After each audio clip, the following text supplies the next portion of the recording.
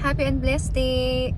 This is to discuss the requirements for OFW na interested to apply for auto loan.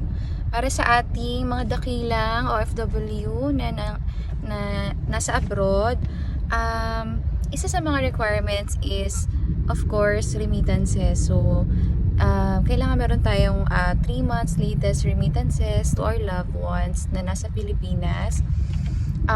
For married, kay Mrs. o kay husband, para naman dun sa mga single natin, pwedeng sa parents o kaya sa kapatid.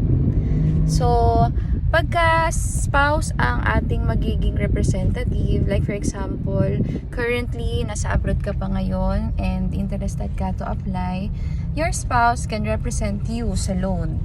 So, meaning to say, siya yung nakapangalan as principal, ikaw as co-maker. Kailangan nila mag-provide ng mga requirements mo as OFW.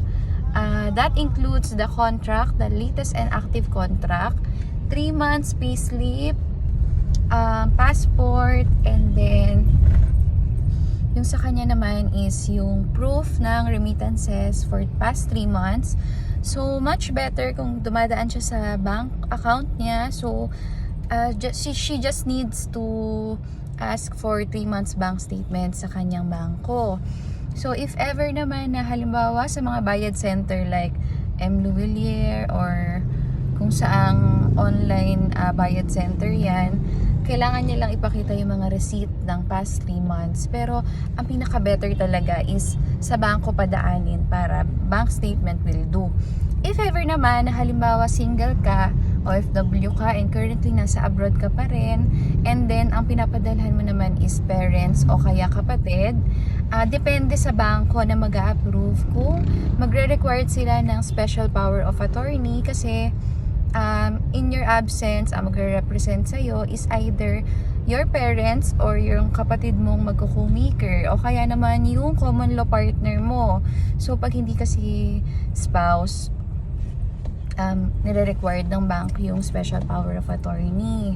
So, usually, for single OFW, ang best time para mag-apply for auto loan is yung nandito ka na sa Pilipinas, bago ka umalis, pag meron ka ng latest contract na mape-present ng pag-alis mo. So, bago ka umalis, mag-apply na for auto loan para may mabigay kang requirements na latest contract. And that way, yun yung approvable, perfect time na ma-aprobahan ka kasi meron kang proof na aalis ka pa ng bansa and capable ka pa magbayad for the loan kasi meron ka pang work.